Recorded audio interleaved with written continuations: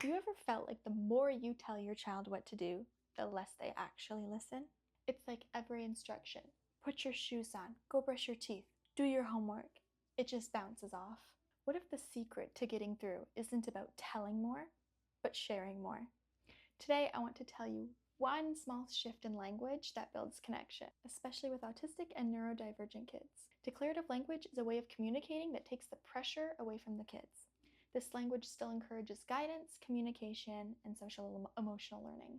It's one of the most powerful tools I use as a consultant and as someone who works with kids and teens every single day. So what exactly is declarative language? Declarative language is when we make a statement, comment, or observation without making a direct command or demand. Instead of saying, go pick up your toys, we might say, I see there's so many toys on the ground. I wonder how fast we can clean them up so we don't step on them. It's about sharing thoughts, information, or feelings without telling the child directly what to do. This opens space for their brains to process, problem solve, and choose how to respond. So on one hand, we have declarative language. On the other hand, imperative language. Imperative language is a form of communication that gives direct demands and commands, such as do this, don't do that, stop, go, come here, go away, clean up. Imperative language shuts that door for autonomy and connection. Declarative language, however, leaves it open. Imperative language has correct actions to perform. You either get in line or you don't. You say hi to grandma or you don't. In a world of social learning challenges, people often, and unfortunately, think first in terms of behavior. When a child doesn't first do the action in a matter of seconds, they're often labeled as non-compliance. Crazy. But the thing is, demands can often trigger the amygdala's fight, flight, or freeze response. Whether it's real or not, the brain could be detecting this demand as a threat. When this happens, the lower part of the brain goes into offensive or defensive mode. For kiddos on the spectrum, this could look like freezing, overwhelms, eloping. Fight, flight, freeze, especially freeze, could often come across or incorrectly interpreted as not caring. Declarative language statements can look like, I notice, let's, starting a sentence with let's try this.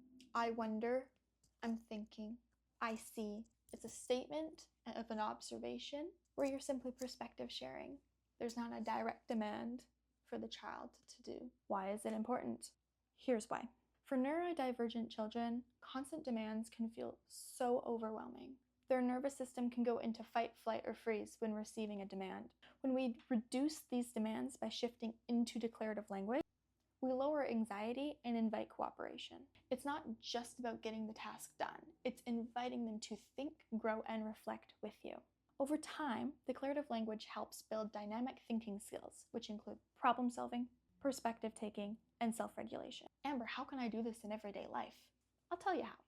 Some examples I might give to you include, for a young child, instead of saying, go put your shoes on, I might try and say, I see your shoes are at the door. I wonder if your feet are getting cold. It might be helpful to wear shoes before we go outside. It could be, I noticed we haven't brushed our teeth yet.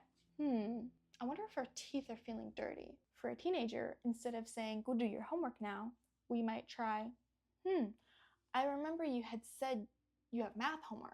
I know how overwhelming it is for you. I wonder if maybe we can sit down together and tackle it.